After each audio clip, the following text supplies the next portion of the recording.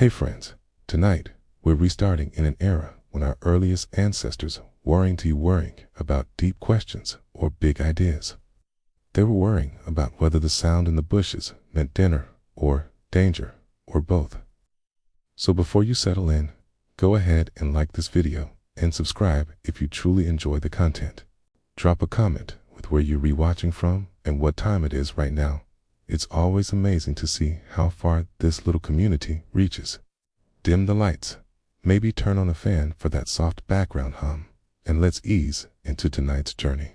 About 4.7 million years ago, waking up alive wasn't a given, it was practically a lottery win. The first thought wasn't about stretching or breakfast. It was simply, I made it through the night, and nothing ate me, with no houses, no locked doors, and no loyal dog standing guard. Safety was a matter of luck. If you were fortunate, you spent the night wedged between tree branches, hoping predators weren't in the mood for splinters. If not, you might wake up on bare ground with nothing but leaves or dirt as a blanket. Privacy didn't exist. Everyone huddled close for warmth and security, which meant rolling over could land you nose to nose with a cousin, a beetle the size of your thumb, or evidence that last night's berries hadn't agreed with someone. The first thing you did each morning was listen. The world was never silent.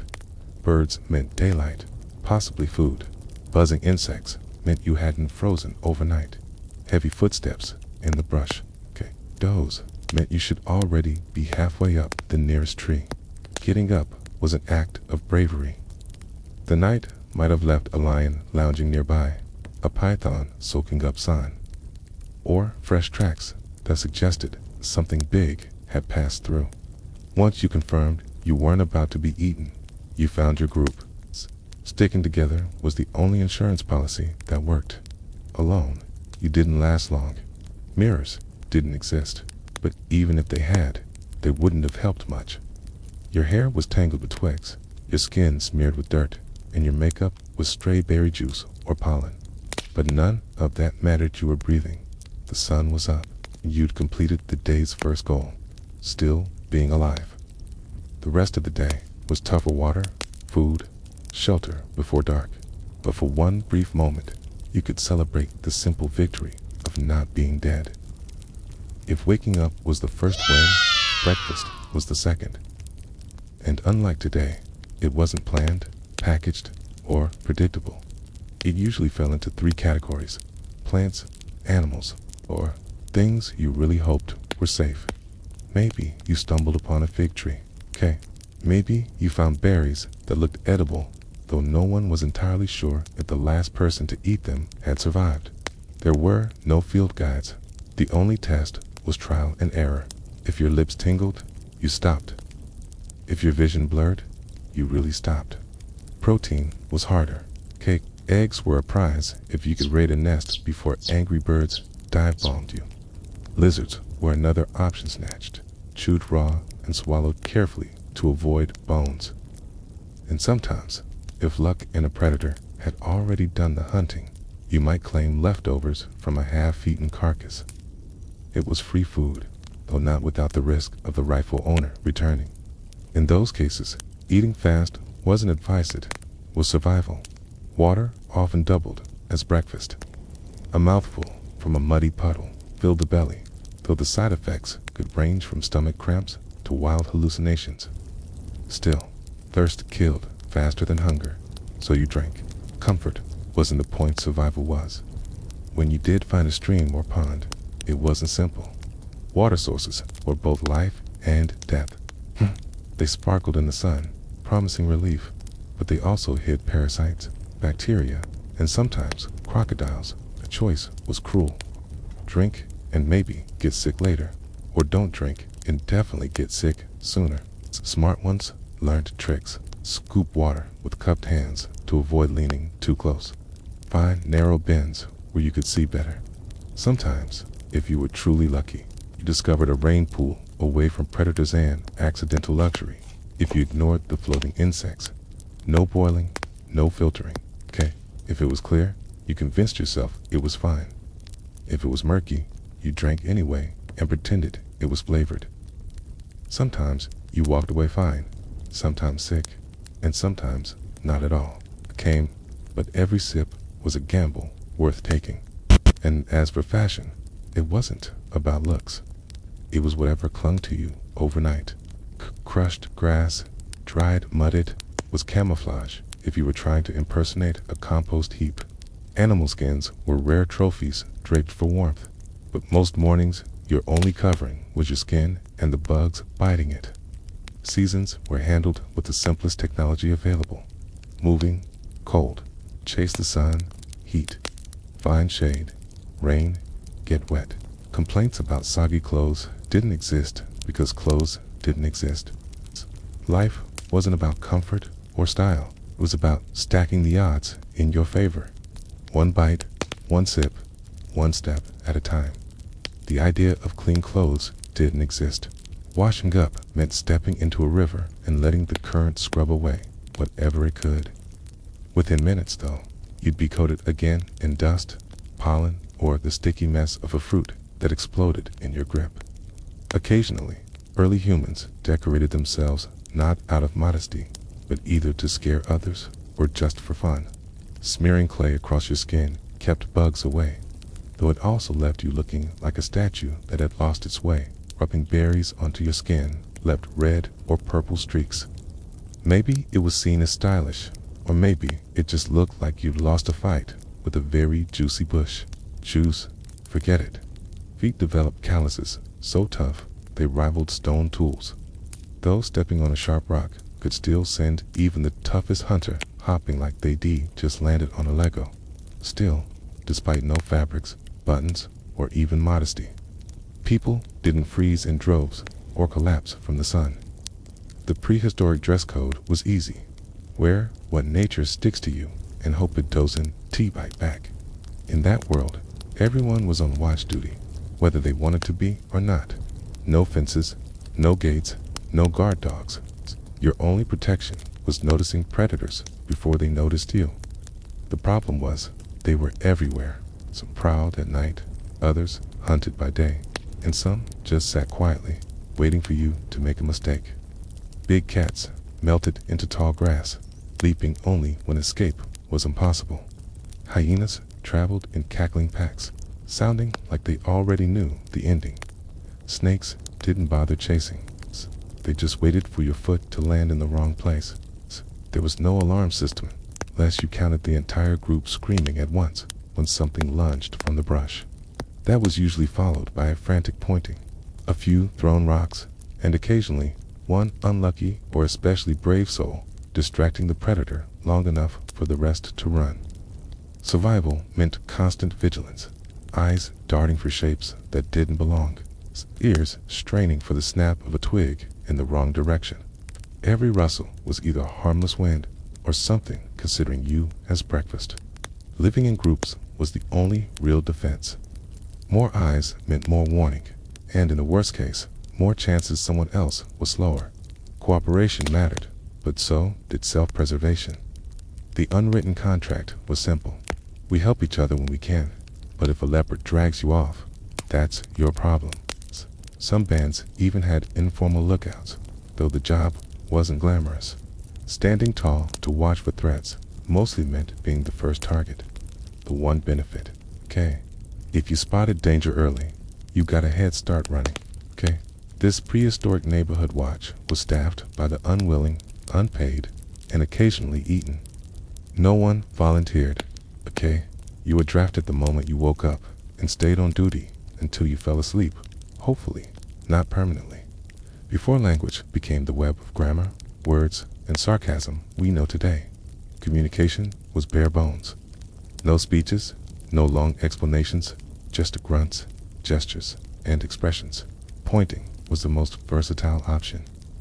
You could point at food, at a predator, or at something interesting, though the meaning was often unclear. Point at a gazelle far away, and you might mean, let's hunt. Point at a bush, and someone else might think, hide there, when what you really meant was, don't touch, that's full of angry insects. Grunts carried similar ambiguity. A low might mean the food was good or that you were choking on it. Sharp irk could mean look out, or that's mine. Eyebrows were the only clue to which was which, and signals helped, though they were far from precise. A wave could mean come here, or get lost, depending on the urgency. Flailing arms might mean danger, fire, or bug on me. The uncertainty kept life unpredictable and occasionally cut it short. When things were truly urgent, one signal always worked: screaming. A scream meant something bad was happening right now. Whether it was a predator, a falling rock, or stepping into a wasping nest, everyone screamed and everyone ran. Details could be sorted out later. If anyone was left without real words, social life was interesting. Negotiating food meant staring each other down. Flirting was awkward glances, odd noises, and maybe sharing a piece of fruit if you felt daring. Disagreements could escalate from grunts to shoving in moments, usually ending with someone stomping off to sulk behind a tree. Primitive, yes, but functional enough, with nothing more than noise, pointing, and frantic waving. Early humans managed to warn each other, hunt together, and occasionally insult one another. Honestly, that's most of what's needed for society to function anyway. Hunting, in theory, was easy. Spot animal, kill animal, eat animal. In reality, it was find animal, scare animal, chase animal, collapse, and hope the animal tripped before you did. Tools were crude sticks, rocks, and sharp bones.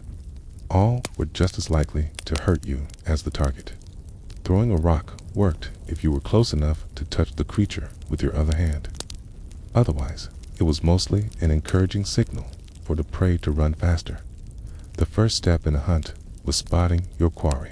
Gazelles, antelopes, and small deer were prime targets, not because they were easy, but because they offered enough meat to be worth the chase. The catch: their legs could carry them out of sight faster than you could blink. Hunting them was a group effort. The quickest runners gave chase, steering the animal toward others lying in wait. Waiting was generous. It usually meant standing in the general area and praying you'd be in the right spot when the animal tired. Fortunately, most animals had stamina that put humans to shame.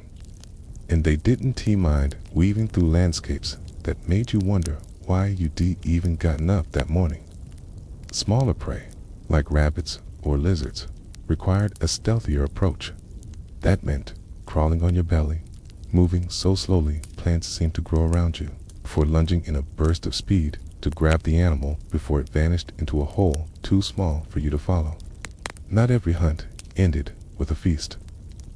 Sometimes you came home with nothing but scratches, bruises, and a story about the one that got away. Other times, the tables turned, and you ended up the one being hunted usually by something like a wild boar, eager to introduce you to its tusks. Still, even a modest success could feed the group for a day, and that made the effort worthwhile. Okay? If you failed, okay, they were always very assuming you hadn't already discovered the poisonous kind the hard way. If hunting was high risk, high reward, then gathering was the prehistoric version of a safe but monotonous desk job. You weren't going to bring down a mammoth, but you also weren't going to get trampled, mauled, or gored. The worst outcome was usually an itchy rational. You picked the wrong mushroom, in which case you'd spend the rest of the day seeing colors, or seeing nothing at all. Gathering was a shared activity, usually done by those uninterested in sprinting after furious wildlife. The method was simple. Wander, spot something that looked edible, okay, and hope your instincts soar. Someone else's past survival proved it wasn't deadly. Bright colors, suspicious. Bad smell, suspicious. Looked delicious. Also suspicious because nature had a sense of humor. Berries were the most common find. Sweet ones were eaten immediately. Bitter ones were also eaten immediately because hunger wasn't picky. Roots and tubers were another staple, though digging them out demanded patience and nails tough as flint. Nuts were the jackpot high-calorie prizes, but cracking them without tools often doubled as a dental test. Seeds and leaves rounded things out. though chewing raw foliage never made anyone smile. Every so often, you struck gold and stumbled upon honey. It was sugary perfection, but bees were just as ancient as you and had firm opinions about sharing delivered with stingers. Gathering wasn't completely safe either. Snakes hid in bushes. Wild pigs didn't appreciate humans raiding their snacks, and occasionally another band of people decided they were hungrier than you and relieved you of your haul. Still, gathering had perks. You could grunt chat while working, keep watch over the kids, and avoid sprinting across open fields in a desperate chase. And when hunters came back empty-handed, suddenly the humble pile of roots and berries became the tribe's grand feast. Gathering wasn't glamorous, but it was steady. And in a world where steady often meant survival, it made gatherers the quiet heroes. Finding shelter wasn't about comfort, it was about living long enough to complain about the lack of comfort. Home was whatever kept you alive. Ties, sometimes a shallow cave, sometimes the space beneath a leaning tree, sometimes just a rock big enough to crouch behind and pretend was a wall. Caves were top of the line. Shade, rain, cover, and one wall already built for you. The problem? They were usually occupied by something with sharper teeth, evicting the residents involved, shouting, waving sticks, and bolting when they didn't take the hint. When caves were taken, overhangs or hollow trees made do. They weren't perfect, but better than lying in the open, where the only roof was the occasional bird overhead, sometimes dropping gifts you never asked for. The last resort for shelter was building one yourself. This usually meant piling up branches, leaves, and mud into something vaguely resembling a tent. It wasn't attractive, and it definitely wasn't waterproof, but it created the illusion of safety. If the wind blew too hard, you might wake up to find your roof halfway across the landscape, but at least you gave it a try. Location mattered as much as construction. Setting up near a river meant dealing with floods or unexpected crocodile visits. Perching on a hill gave you good drainage, but also left you exposed to strong winds and fewer hiding places if trouble showed up. Finding the sweet spot was always a trade-off between staying safe and staying warm. Inside, furnishings were anything soft enough to rest on without pulling a muscle. Grass made decent bedding if you didn't mind sharing with insects. Flat stones could act as chairs, tables, or emergency weapons. Lighting was provided by the sun during the day and the moon at night, if you were unlucky enough to still be awake. Comfort wasn't the goal. Prehistoric housing was about putting anything between you and the elements, and praying it didn't collapse, blow away, or bite you. Fire was the Stone Age version of a smartphone. Once you had it, you couldn't imagine life without it. Lose it, and panic set in fast. But unlike a phone, you couldn't just switch it back on. Fire had to be stolen from nature, coaxed into life, and guarded like your firstborn, because in many ways, it was. Most people first saw flames after lightning struck, when the sky decided to set a tree ablaze. The bold or the foolish would dash in to snatch a burning branch before it went out, usually followed by frantic running, yelling, and trying not to become part of the fire themselves. Once a flame was captured, keeping it alive became the tribe's top priority. Making a new one wasn't an option, at least not until someone stumbled onto the trick of rubbing sticks together. Until then, the fire was like a sulky pet that needed constant feeding, but had to be added. Rain kept away, and clumsy people kept from falling into it. Still, the benefits outweighed the trouble. Fire made food safer and tastier, scared off predators, and kept you from freezing at night. But it wasn't without danger. Get too close, and you learned very quickly what burning flesh smelled like. Forget to watch it, and the flames could swallow the entire plain along with your food, shelter, and eyebrows. Culturally, fire became the tribe's focal point. People ate, talked, and stared into it like it was magic, because, to them, it was. Whoever managed the flames held power. They controlled comfort, protection, and dinner, which meant if the fire went out during your watch, it was a good idea to start running before everyone else figured it out. In the prehistoric world, predators weren't on TV, they were outside your shelter. They were what you saw when you woke in the night to the sound of something breathing too close.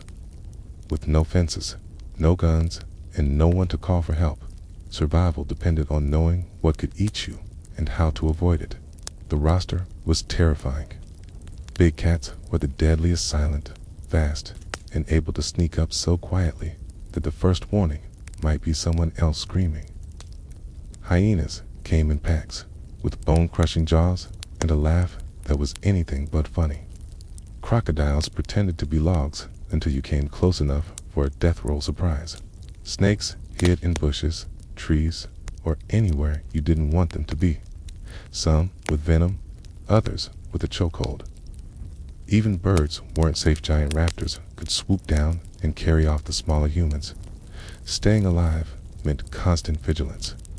You learned to scan the horizon, listen for silence, and assume that if you couldn't see danger, it was right behind you. Sleeping in groups helped, though it often meant being startled awake by someone else's fear before the predator even arrived.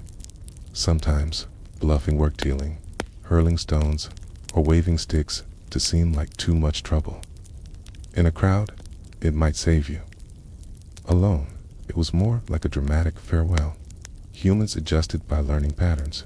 Which rivers had crocodiles, which bushes hid snakes, which trees worked for emergency climbing. Survival wasn't about fighting predators, it was about avoiding them. And if all else failed, the rule was simple.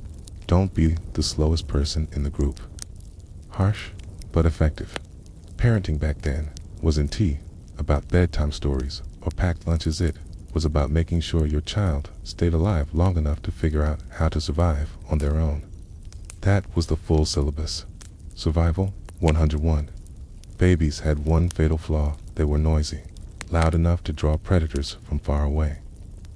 You couldn't quiet them with pacifiers, and there were no cribs to tuck them into. The only option was to carry them constantly, hoping they wouldn't give away your position. Carrying wasn't easy either. With no strollers or fancy carriers, you had only your arms, or, if lucky, a strip of hide to strap them to your back, which meant every task, gathering food, climbing a tree, or running from a leopard, was done with a small human attached to you, like a very clingy backpack. Learning started early. Toddlers were shown which berries were safe, how to toss stones, and the places they absolutely shouldn't wander into. Most lessons were practical, and sometimes came from watching another kid make a disastrous choice and deciding not to copy it. The "don't touch that snake" lesson usually only needed one demonstration. Discipline was uncomplicated. A sharp glare, a stern grunt, or a quick swat usually did the trick, but most punishments came naturally. Strayed too far from the group, and you'd quickly find yourself alone. Nor warnings about the river, and the crocodiles would gladly step in as teachers. The brutal environment was the ultimate co-parent. Childhood didn't last long. As soon as a kid could walk without toppling over, they were expected to pitch in, collecting firewood, helping gather food, scaring birds away from drying meat. These were the chores of the era. Complaining wasn't an option, because no dinner wasn't tea. A threat tit was just what happened if you didn't tea help. Still, parenting wasn't without rewards. Watching your child bring back berries on their own, or learning to dodge predators, gave you rare bursts of pride. And if they survived to adulthood, you knew you'd succeeded until they started producing more noisy, fragile little humans of their own. Conflicts were part of daily life. Maybe someone stole your favorite sitting spot. Maybe they ate extra lizard meat. Or maybe they just gave you the wrong look while you gnawed on a mammoth bone. Arguments happened, and solutions were simple. Option 1, fists, a tea. There were no debates, mediators, or heartfelt conversations. Disagreements usually meant a short round of shouting, more like aggressive growling followed by a burst of wrestling. These scraps were fast, rough, and rarely solved anything besides determining who was going to lose a tooth. Option 2, rocks. Rocks were the Swiss Army knife of the age tools for hunting, building, cracking nuts, and, if angry, persuading someone of your opinion from a distance. Throwing a rock was serious escalation. Once it happened, the argument was officially over, and everyone else stepped back half to avoid getting hit, half to watch. Option 3. Running away. The most underrated solution. Sprinting off spared you injuries, grudges, and predators drawn by the noise. Sure, it made you look like a coward, but in those times, a living coward was still preferable to a dead hero. Sometimes fights got settled indirectly. Elders, those who'd managed to survive long enough to be labeled wise, stepped in. Not because they were fair, but because injured people slowed the group down. Their method was blunt. Tell both sides to shut up and go find food. In a world without written laws, the real punishment for being too quarrelsome was being shunned. If no one wanted to hunt or gather with you, your odds of survival plummeted faster than a stone aimed at your skull. Prehistoric conflict resolution wasn't refined, but it worked. The choices were obvious, the outcomes clear. And surviving long enough to retell the story usually made you think twice about picking the next fight. Migration wasn't a holiday, was survival. When food ran out, water dried up, or predators got a little too comfortable near camp, the solution was simple. Pack your few belongings, a stick, a rock, and whatever you were wearing, and start walking. Nobody asked, "Are we there yet?" because nobody knew where there was. Decisions to move were usually made by the oldest, crankiest member of the group, announcing, "We can't stay. Everything's dead," and everyone else nodding along. The journey itself was slow. It's painfully slow. Kids had short legs.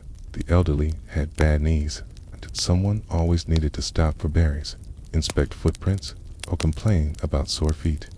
Progress wasn't measured in miles, but in how far it was to the next patch of shade. Carrying stuff was its own struggle. With no backpacks, people bundled their things in animal hides or balanced them awkwardly on their heads. If you had a baby, congratulations, you were the portable crib. If you had spare food, you were everyone's best friend, till it was gone. Meals on the road were unpredictable. Some days, you got lucky with a bush full of berries or a dead animal still fresh enough to eat. Other days, you went hungry, cursing every plant for not being edible. Water was even trickier. Either you found a clean spring, or you drank from a muddy puddle and hoped it wouldn't kill you. And then there was the weather. Migration could mean roasting under a blazing sun, shivering in icy winds, or trudging through sudden downpours. You quickly learned that perfect weather didn't exist, only weather that was less terrible. After days or even weeks of moving, you might stumble across a new spot that seemed promising. Maybe there was fresh water, food nearby, and, if you were lucky, an empty cave. You'd settle in, breathe a sigh of relief, and convince yourself this was the place you could stay forever. But forever, in prehistoric times, usually meant until the food runs out. For early humans, survival wasn't a problem you faced. Sometimes it was the constant, unpaid, no-breaks job everyone shared. Emergencies weren't rare events. Every single day was one. Comfort meant not being eaten at that exact moment, and luxury was nothing higher than a full belly and intact limbs. Every decision carried weight. Which berries to collect, where to build shelter, how far to roam from the group. Each choice balanced the risk of gaining resources versus becoming resources for something else. Community itself was a survival tactic. Alone, you were an easy meal. In a group, you were part of a loud, unpredictable cluster that could drive off predators and divide up work. Living together meant endless arguments over food, sleeping space, and the driest patch by the fire. But the benefits outweighed the frustrations. Even the most irritating member of the band might one day be the one who spotted the predator before it spotted you.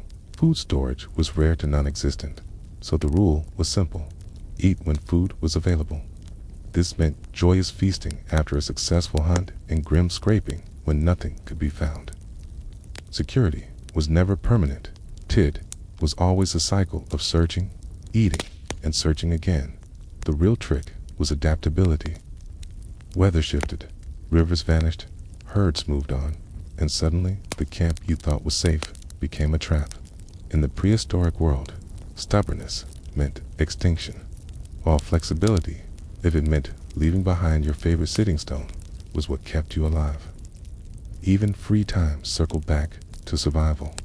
Storytelling around the fire wasn't just fun, it was training. A story about a brave hunter who ignored the signs and wandered into a swamp wasn't just drama, it was a lesson. Stay out of swamps unless you enjoy leeches and quicksand. In short, survival wasn't an event. It was the culture, the economy, the religion, and the rhythm of life all rolled into one. And while they didn't know it, the endless grind through hunger, danger, and hardship was the reason we exist today, comfortable watching a video about them. Theodora's story began not in gilded palaces, but in the bustling, chaotic heart of Constantinople, the Hippodrome district. Born around 500 CE, she was the daughter of a bear trainer employed by the Greens, one of the city's powerful chariot racing factions. Her father's work was risky. One wrong move in the arena and a wild animal could end his life. Her earliest memories would have been filled with the roar of crowds, the pounding of hooves, and the constant mix of sweat, animals, and dust. Tragedy struck when her father died suddenly, leaving the family without their main source of income. In the Byzantine world, widowhood at the lower rungs of society was dangerous. There was no safety net. Her mother, desperate to keep her daughters afloat, remarried quickly to another man connected to hippodrome work. But his influence was limited, and the family's survival meant scraping by in Constantinople's harshest neighborhoods. From childhood, Theodora understood how fragile life was. Poverty wasn't a distant threat, it was all around her. She saw beggars sleeping under arches, orphans selling scraps, and markets where every coin was fought over. In that reality, beauty and cleverness weren't frivolous gifts. They were survival tools. And Theodora, even as a girl, learned to sharpen them. She also grew up in the shadow of the Hippodrome's political world. The rival factions, the Blues and the Greens, were far more than racing clubs. They were political powerhouses, with influence stretching from the racetrack into the streets and even into imperial politics. Born into the Greens' orbit, Theodora would have quickly learned where loyalties lay and how dangerous crossing the wrong side could be. These formative years gave her something a noble upbringing never could: a clear-eyed view of hardship and a survival instinct honed by necessity. She wasn't raised to expect privilege. She was raised to seize opportunities whenever they appeared, no matter the price. Those instincts would one day carry her from the dust of the Hippodrome to the very heart of Byzantine power. But for now, she was just a girl on the city's edge, watching, listening, quietly preparing for a life no one could yet imagine. In Constantinople, the theater wasn't refined art for the elite. It was a raucous stage of wit, spectacle, and provocation, where a girl like Theodora, with little to rely on but her looks and her sharp mind, the stage offered up a risky but forward. By her early teens, she was performing in pantomimes and comedic skits in theaters tied to the Hippodrome. These weren't polished Greek tragedies, but bawdy, rowdy shows laced with innuendo, where the crowd cheered, heckled, and jeered without restraint. The line between actress and courtesan was thin, and like many in her position, Theodora likely supplemented her modest earnings through wealthy patrons.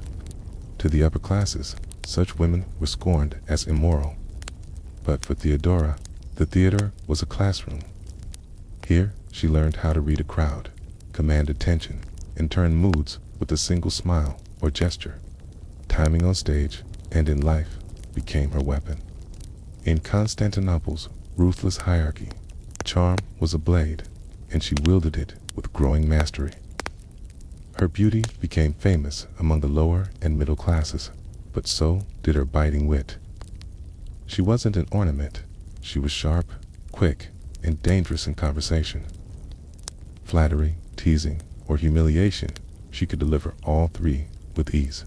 Her sharp tongue and presence made her captivating to some and threatening to others. She moved among circles where powerful men sought distraction, and she listened carefully when they spoke. Rumors whispered in dimly lit rooms were as valuable as gold. Still, the life of an actress was unstable. Rivalries could turn violent, and the crowd's shifting moods could end a career overnight. Theodora understood she couldn't remain in that world forever. Yet, she also knew that each performance and each encounter with a wealthy admirer was more than survival. It was preparation. It was learning, adapting, and laying stones for the path ahead. Her journey from stage to throne was anything but smooth. It was marked by scandal, exile, and reinvention.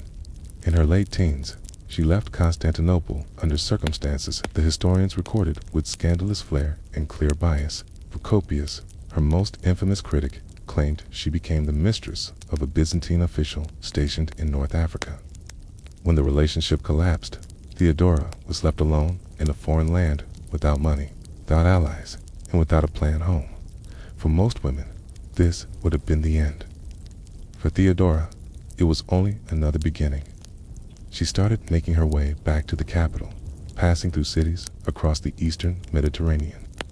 In Alexandria, she came under the influence of a Christian ascetic who helped her reshape her outlook and ambitions.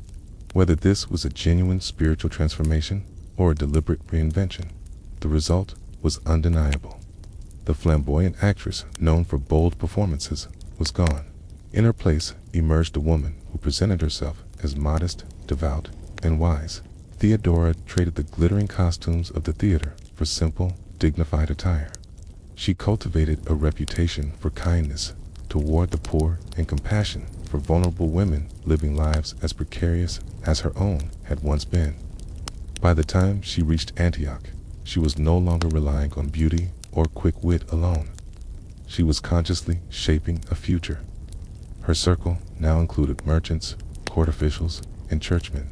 Word of her transformation drifted back to Constantinople, her name spoken not only in taverns, but in corridors of power. As she finally returned to the capital, she was no longer the same girl who had left.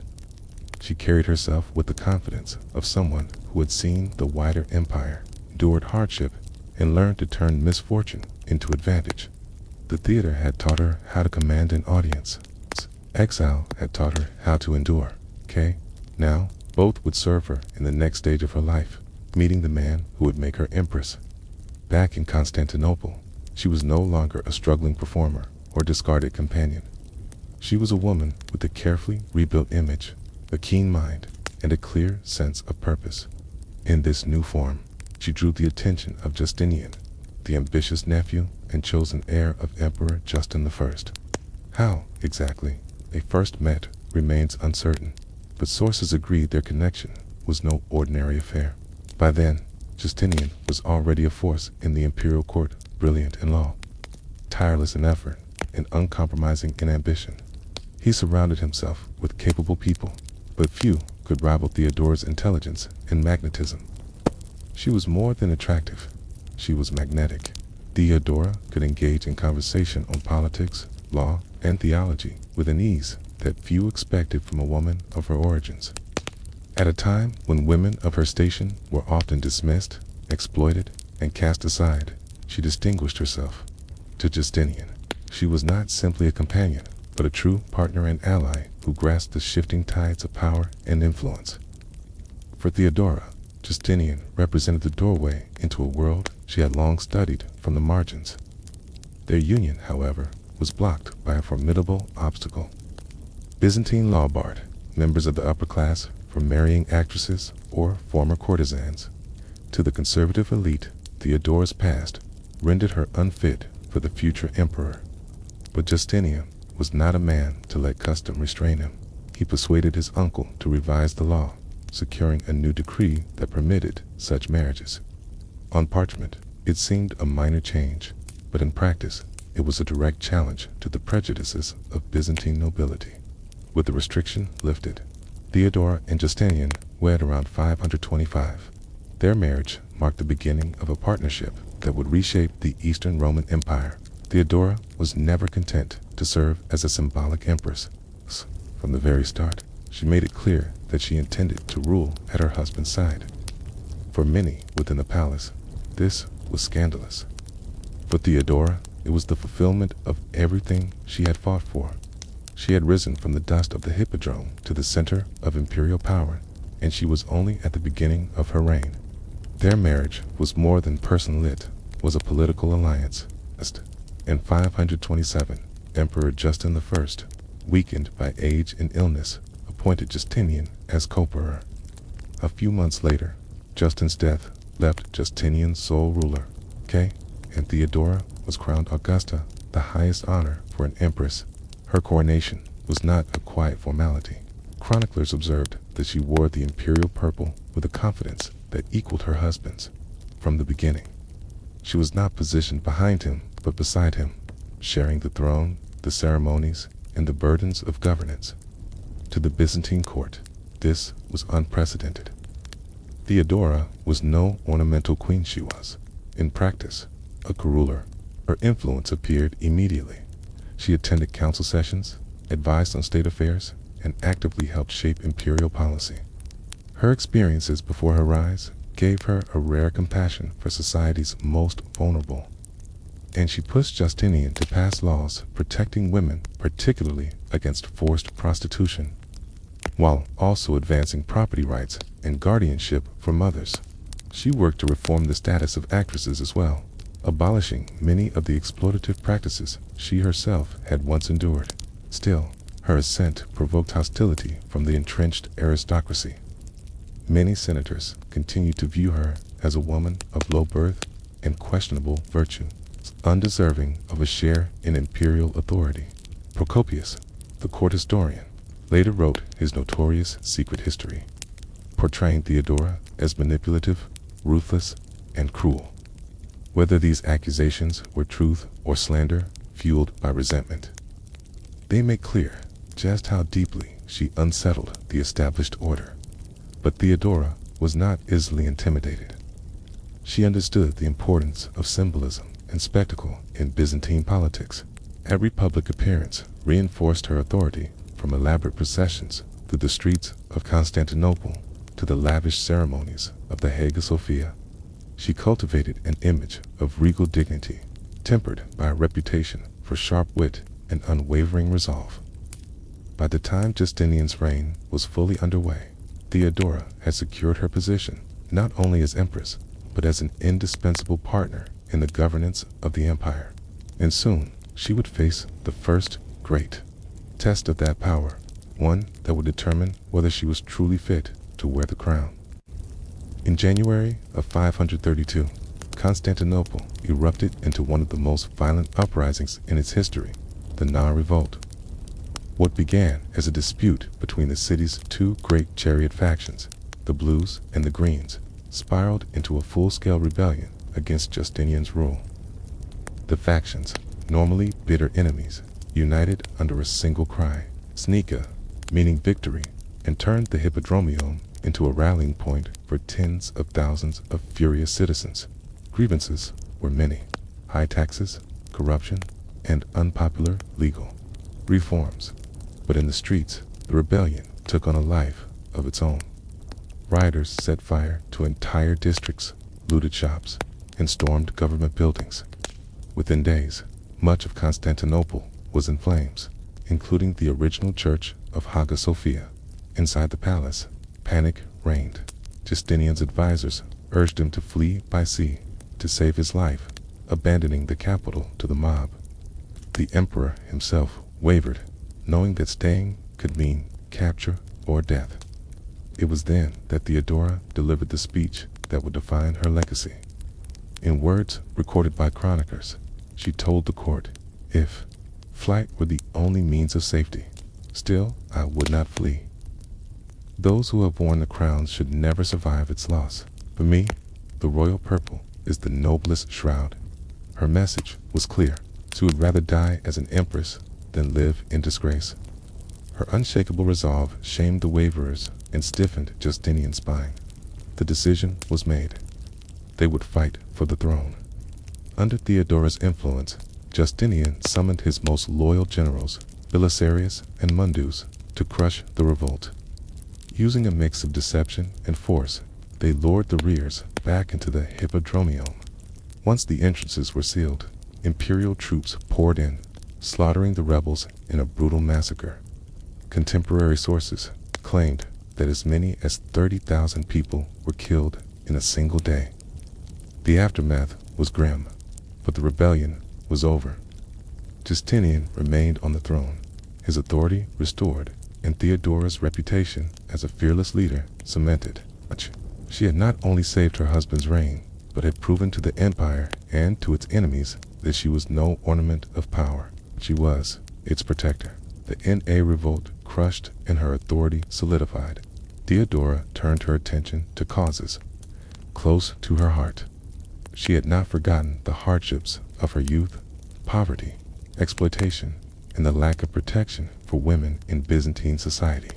Now, as empress, she was in a position to change those conditions through law. Working alongside Justinian, Theodora championed reforms that transformed the legal landscape for women. She pushed for legislation that made it illegal to force women into prostitution, a common fate for those abandoned or in debt. She funded a large refuge in Constantinople, the House of Repentance, where former prostitutes could live, receive food, and learn new trades. For Theodora, this was not charity in the abstract. Tea was a lifeline she wished she had seen more of in her early life. She also advanced property and inheritance rights for women, ensuring that widows could keep their dowries and that daughters could inherit wealth in the absence of male heirs. Guardianship laws were reformed to protect children and prevent abuses by relatives seeking control of family estates. Divorce laws, previously stacked heavily in favor of men, were modified to allow women greater legal recourse in cases of abuse or neglect. Theodora's advocacy extended beyond the palace walls. She worked to curb the power of corrupt provincial governors, many of whom exploited their subjects, particularly women. She dispatched imperial inspectors to investigate complaints and demanded accountability. Such actions won her admiration among the lower classes and resentment among the aristocracy who viewed her tyrants as an affront to their authority. In foreign policy, she even used her position to aid vulnerable groups. When the Persian Empire persecuted members of the Monophysite Christian sect, a minority often opposed by the Orthodox establishment, Theodora offered them refuge in Byzantine territory. This act reflected both her personal convictions and her political skill in balancing competing religious factions, though Procopius and other detractors would later portray her as calculating and ruthless. Even they could not ignore the scale of her influence on the empire's laws. For the women of Byzantium, Theodora's reign represented a rare moment when the corridors of power were open to their concerns. Her reforms did not erase inequality, but they shifted the balance, proving that an empress could be more than a ceremonial figure. She could be a voice for those who had none. Theodora's role in the Byzantine Empire was not confined to philanthropy or legal reform. She was deeply entrenched in the high-stakes political chess game that defined Justinian's reign. From her place beside the emperor, she navigated court intrigue, foreign diplomacy, and religious disputes with the same sharp instincts that had once helped her survive the streets of Constantinople. The imperial court was a battlefield without swords, where words, alliances, and rumors could elevate or destroy a career.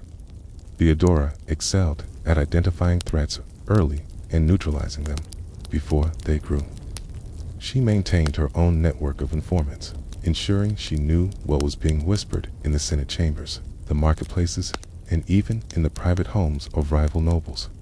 Those who underestimated her often found themselves quietly removed from positions of influence or publicly disgraced.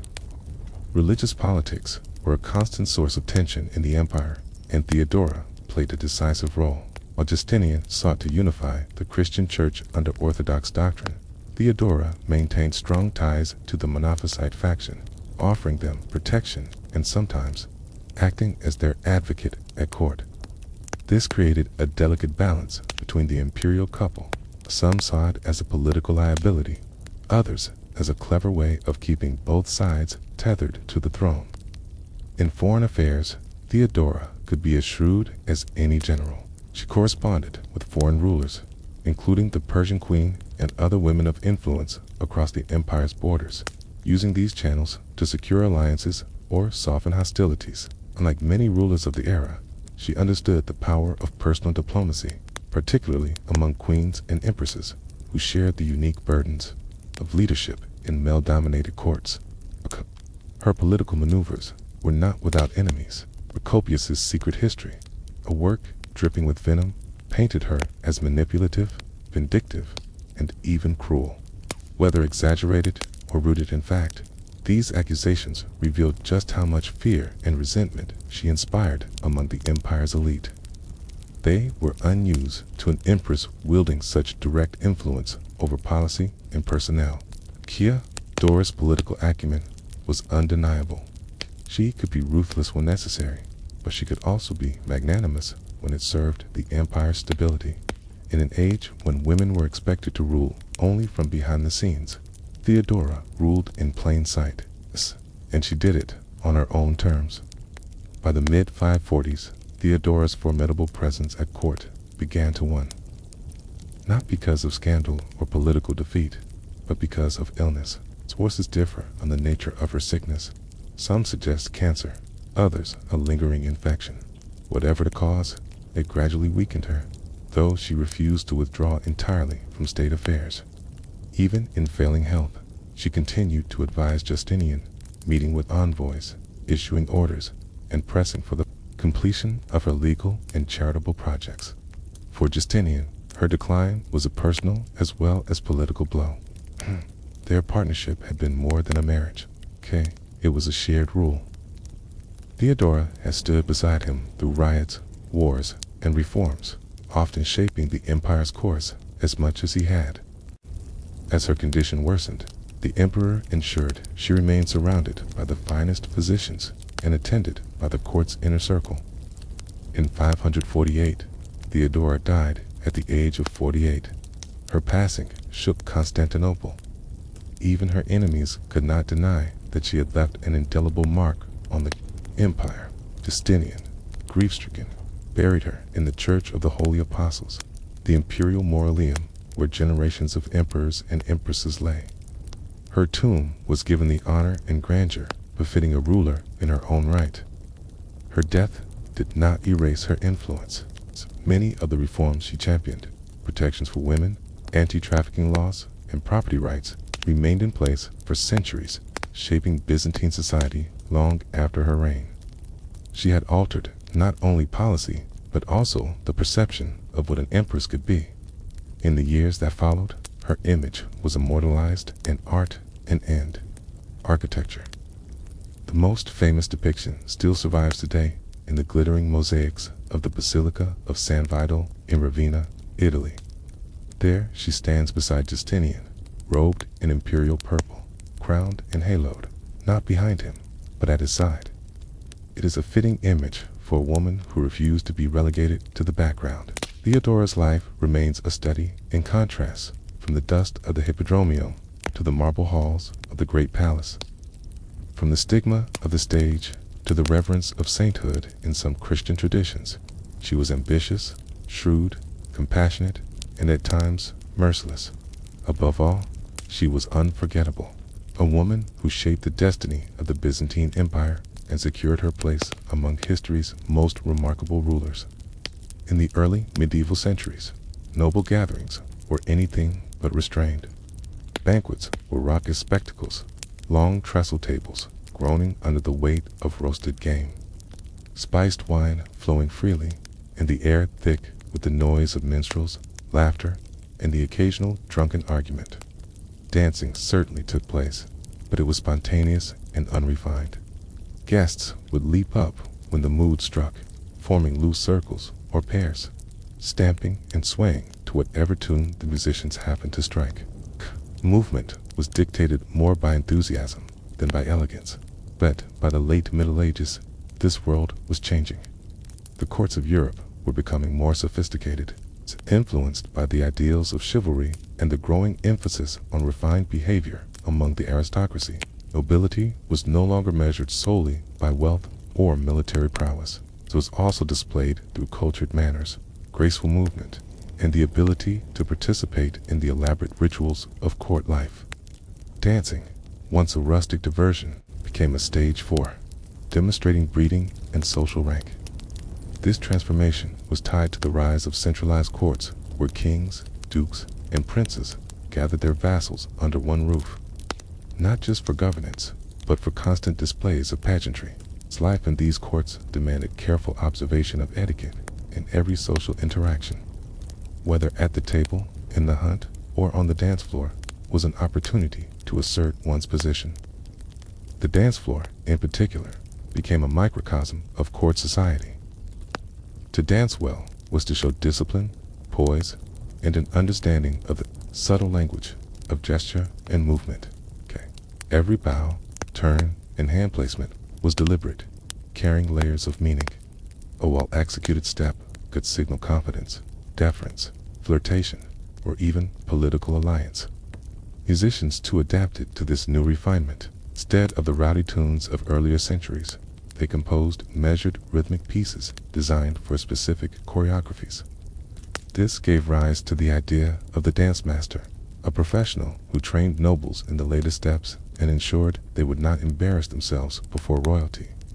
By the 14th and 15th centuries, dancing was no longer an unstructured release of energy. It had become an art form, as codified and rule-bound as the heraldry that adorned the noble's shield.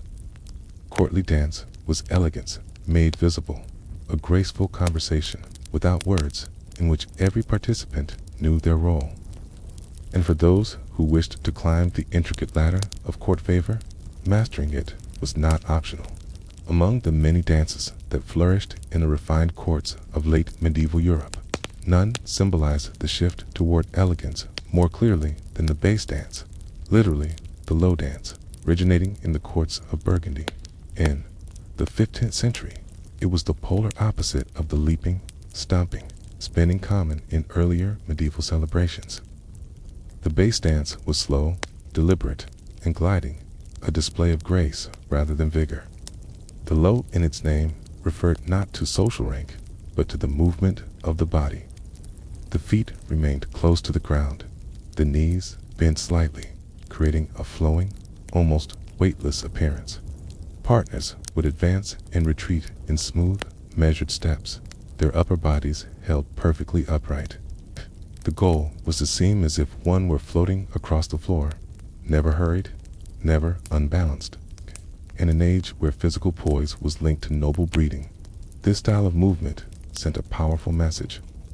Music for the bass dance was equally measured. It was performed in a slow double or triple meter, often by ensembles of chies, sackbuts, lutes, or harps.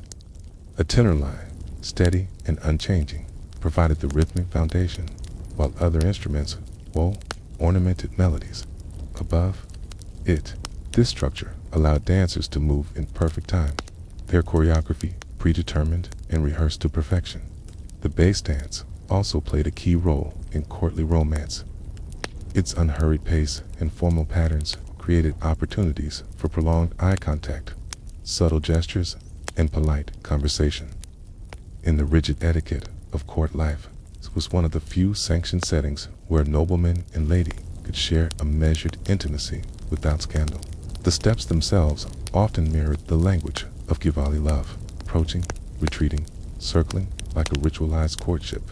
Mastering the bass dance required more than memorizing steps. It demanded control, posture, and an understanding of timing.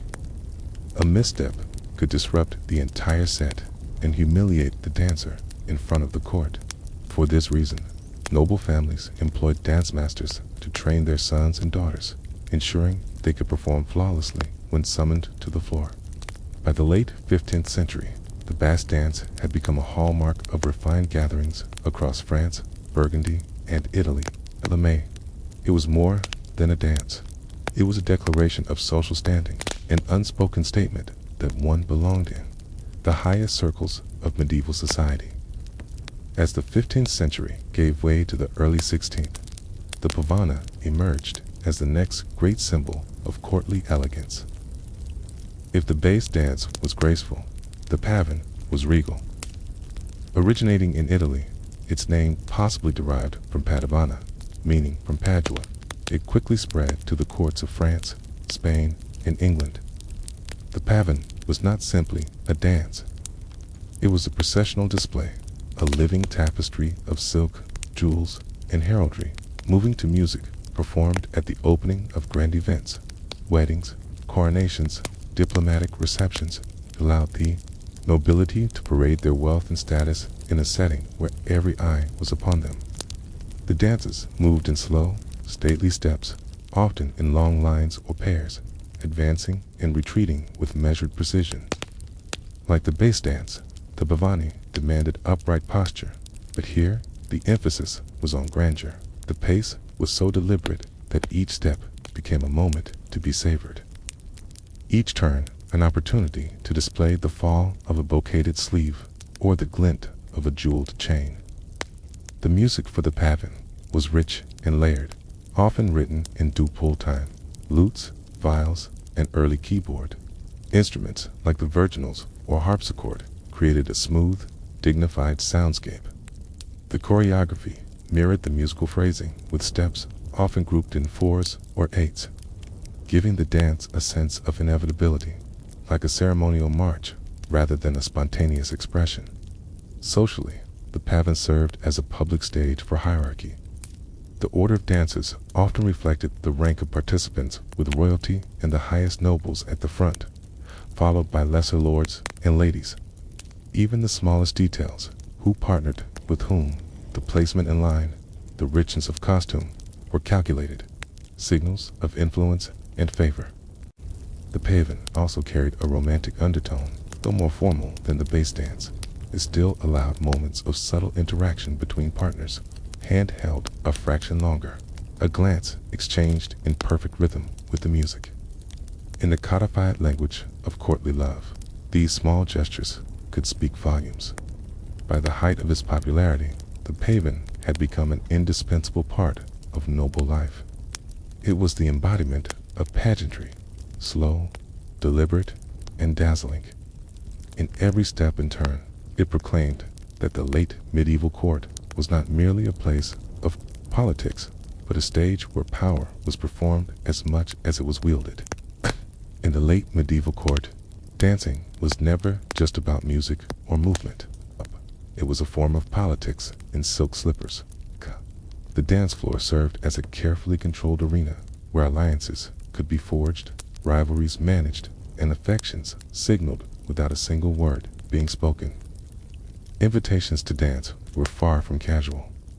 For a nobleman, asking a particular lady to join him could be an overture of courtship, or a calculated move to align himself with her family's influence. For a lady, accepting or declining was equally strategic. A refusal could signal disapproval, disinterest, or political distancing. A gracious acceptance, on the other hand, could soften tensions or cement an alliance. In a world where public image mattered as much as private intentions, the choice of partner was itself a public statement. The arrangement of dancers also reflected the subtleties of hierarchy.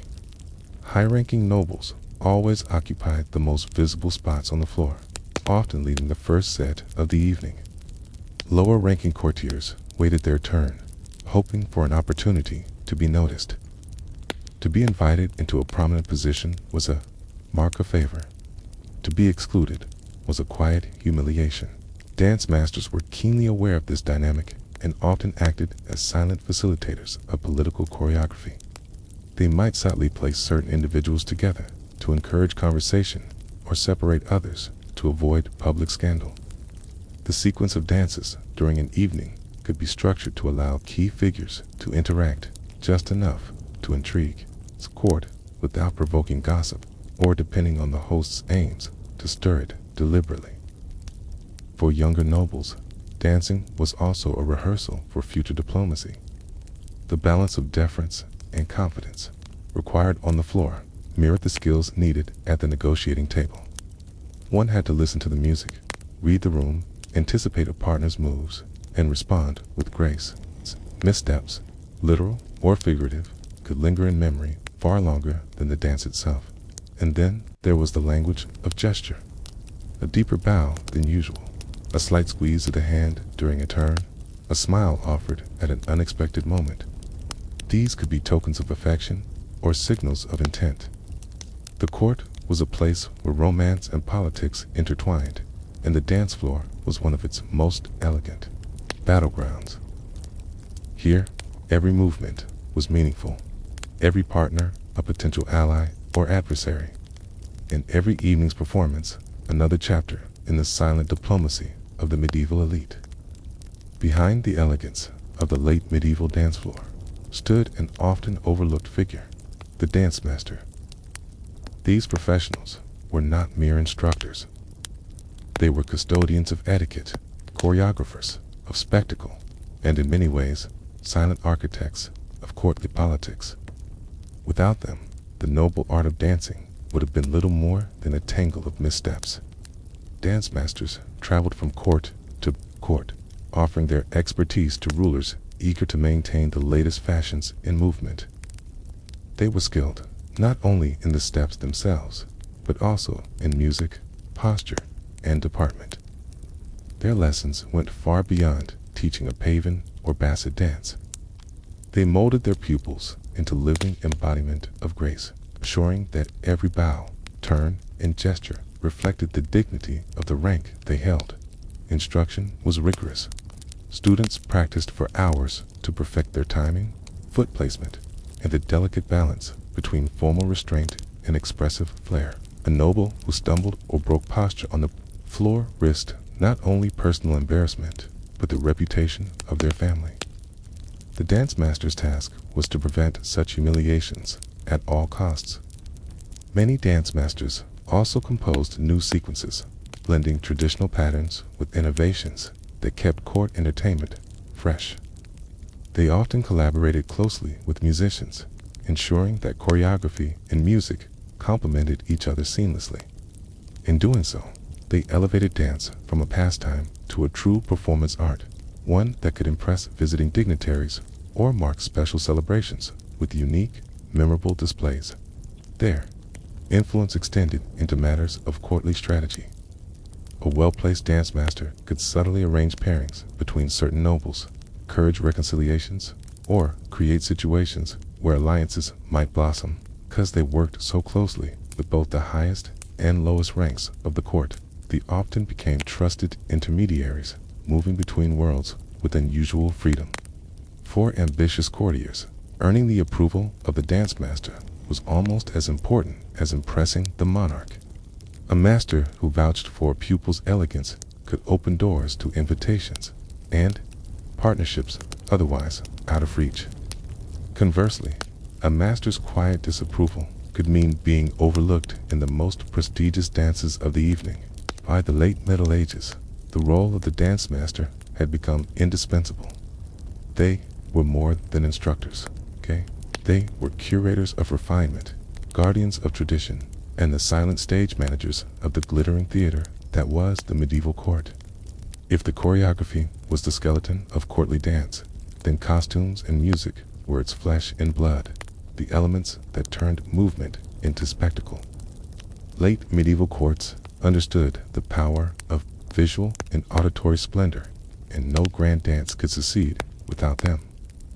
For the nobility, attire was never chosen casually.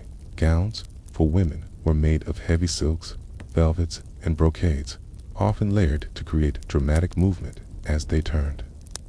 Trains swept across the polished floors and sleeves, sometimes so long they brushed the ground, moved like banners in the rhythm of the steps. Men wore doublets and hose in rich fabrics, often paired with cloaks or short mantles that flared with each stride. Jewels caught the candlelight, turning the dancers into moving constellations. Color, too, was a language. Deep reds, royal blues, and gold embroidery signaled wealth and status, while heraldic patterns proclaimed family alliances. A skilled dancer could use the swish of a gown or the fall of a sleeve to emphasize grace, making costume and choreography inseparable. Music was equally crucial. Court musicians used lutes, harps, viols, SHS, and sackbits to create a sound that filled the great halls without overpowering conversation. For stately dances like the pavan or bass dance, compositions were slow and measured, allowing for precise, deliberate movements. Faster dances later in the evening, like the galliard, shifted the tone, inviting athletic footwork and bursts of energy. The music was often tailored to the specific occasion. Composers and dance masters collaborated to ensure that steps matched the phrasing so that every turn, bow, and glide fell in perfect harmony with the melody. The effect was hypnotic. A hall full of dancers, moving as though they were part of a single great machine of elegance. The setting added its own grandeur. Dances took place in glittering great halls, illuminated by hundreds of candles, their light reflecting off gold, leafed walls and polished floors. Tapestries depicting mythic or Catholic scenes hung above, reinforcing the ideals of love, honor, and beauty that the dances were meant to embody. In this environment, the dance was more than entertainment. It was theater. Every costume, every note, and every step was part of a carefully constructed performance designed to impress, seduce, and solidify the social order. For the late medieval court, beauty was power, and the spectacle of dance was one of its most potent displays. In the late medieval court, the dance floor was as much a place for romance as it was for display. Beneath the polished etiquette and choreographed steps lay a subtle game of attraction, one that allowed men and women to signal interest, exchange glances, and test compatibility, all under the watchful eyes of the court. Courtly love, the Catholic ideal that shaped much of noble culture, found a perfect stage in the structured elegance of dance. Partners moved in patterns that mirrored the ebb and flow of a romantic pursuit, approaching, retreating, circling each other in measured steps. Each motion had its own meaning. A bow could convey respect, a turn could be an invitation, and a prolonged touch of the hand could carry the promise of something more. For young nobles, a dance was often their first sanctioned physical contact with a potential suitor. It offered a rare chance to converse privately while still remaining in a public setting. Words could be exchanged in low tones, hidden beneath the hum of music, while eyes met in ways that court protocol would normally forbid. But courtship, through dance, was also a matter of skill. A partner who moved with confidence and rhythm demonstrated self-control and refinement, traits as desirable in a spouse as they were in a courtier. Misstep or awkward pause, by contrast, could tarnish an impression just as surely as a poorly chosen word in conversation. The selection of partners was itself a strategic act. Being invited to dance by a high-ranking noble could raise one's social standing, while securing a dance with a particularly admired lady or gentleman could spark rumors that traveled far beyond the great hall. These pairings were closely observed, and more than one marriage alliance began with a turn on the floor. Dance also provided a safe outlet for flirtation, in an age where overt declarations of love could be dangerous, either politically or socially. The coded gestures and controlled proximity of dance allowed romance to bloom discreetly. The game was in the balance, showing just enough to intrigue, never so much as to scandalize. In this way, the courtly dance became both a rehearsal for love and, at times, the first act of a marriage story. It was here, amid the candlelight and music, that many noble romances began, not with words, but with steps. While courtly dance followed certain shared principles across Europe, elegance, order, and symbolism, its specific forms varied from region to region, shaped by local traditions, music, and even politics. The late Middle Ages was a time of increasing travel among the nobility, whether for diplomacy, marriage alliances, or tournaments. And with this movement came a steady exchange of dance styles. In Italy, courts in Florence, Milan, and Ferrara favored intricate choreographies and faster tempos than their northern counterparts. Italian dance masters such as Domenico Dianza began codifying steps and publishing manuals, transforming dance into a formal discipline. These dances often involved complex floor patterns and alternating slow and lively sections, reflecting the Italian flair for theatricality. In France, the Burgundian court was a cultural powerhouse, and its Basque dance became the standard of refinement throughout much of Europe. French style emphasized grace over complexity with long, sweeping movements and a dignified pace. The music tended toward stately rhythms, perfectly suited to the glittering processions that opened court events.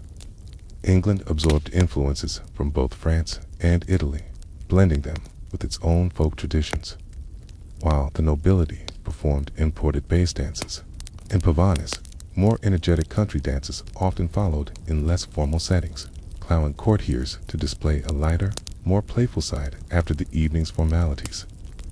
The Iberian Peninsula added its own flavor, influenced by centuries of cultural interaction between Christian, Muslim, and Jewish communities. Court dances, they're often incorporated rhythmic footwork and hand movements reminiscent of Moorish traditions, paired with the distinctive sounds of early Spanish stringed instruments.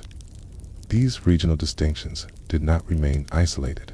Royal marriages brought foreign dance masters into new courts, carrying their steps and musical styles with them. Diplomatic visits often include performances meant to impress guests with the court's sophistication, prompting nobles to adopt and adapt dances from abroad. Tournaments and festivals were also fertile grounds for exchange. Knights and ladies who traveled to compete or spectate often returned home with new dances to show their own courts, sometimes altering them to better fit local taste or music. By the dawn of the Renaissance, this constant flow of cultural exchange had created a shared European language of courtly dance, one that allowed nobles from different kingdoms to take to the floor together with ease, while still retaining the distinctive flavor of their homeland. By the close of the 15th century, the courtly dance tradition of the late Middle Ages had laid the groundwork for the spectacular dance culture of the Renaissance. What began as a way to bring order and refinement to post-feast entertainment had evolved into a fully codified art form, one that blended music, fashion, etiquette, and social strategy into a single, glittering display. Its influence was visible not only in the steps themselves, but in the values they reinforced. A courtly dance celebrated discipline, control, and harmonious movement, qualities that mirrored the ideals of a well-governed court. Every glide, bow, and turn reflected the hierarchy and decorum that underpinned noble society. Even centuries later, these ideals would continue to shape how dance functioned in the great courts of Europe.